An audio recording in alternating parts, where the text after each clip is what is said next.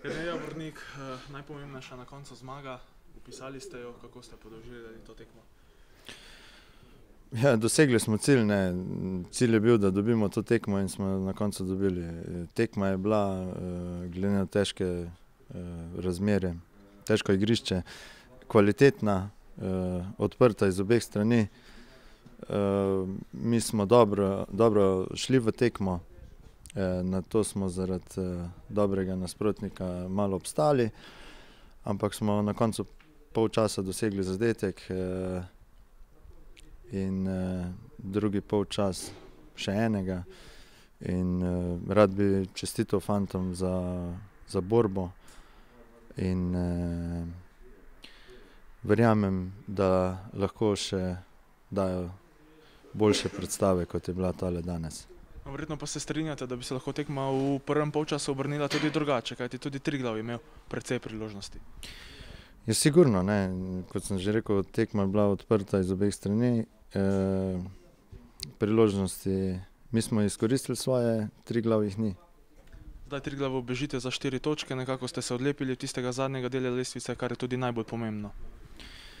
Nas čaka sedaj 2 težka gostovanja, Domžale in Maribor, ampak dosegli smo cilj, uspešno smo štartali v ta spomladanski del, ampak ne smemo zaspati, ker nas čaka še ogromno dela.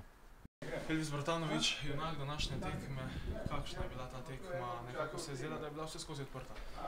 Pa tekma je bila vsekakor težka z obeh strani gledano.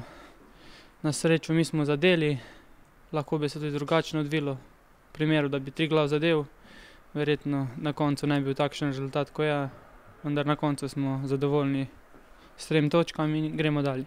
To je prva zmaga v tem drugem delu, nekako ste nadgradili tisto točko, pa potem pozabili na poraz, zdaj bo veliko lažje. Ja, vsekakor, da greš na premor z zmago, da je vse mirno in se pripravljamo na Domžale.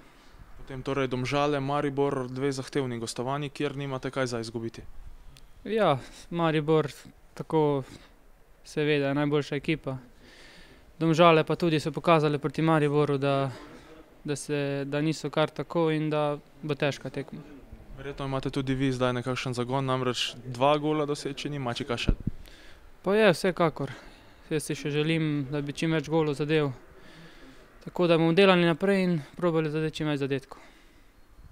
Torej, če začnemo kar z mislimi o porazu, nekako se je zdelo, da se lahko v prvem polčasu vse drugače obrne, pa se je potem na stran gostiteljev. Moram reči, ne vemo, kako bi se odvijali. V tekmo smo prišli odločeni, da vemo, da tradicija Velenja zelo neugoden nasprotnik za nas. Preštimovali smo se cel teden dobro, malo nam je manjkala tekma, odpadla tekma proti Domžalam, smo bili izven tekmovalnega ritma, ampak mislim, da smo prišli pravo v tekmo. Pri 0:0 prvi polčas smo imeli 3-4 lepe prilike za vodstvo, žal nismo zabili, nismo dali gola. Dobili smo gol, spet pravim, dobili smo 2 gola iz našega avta, iz naših avtov, vrgen, izgubljena žoga, gol, tretji gol iz prekinitve.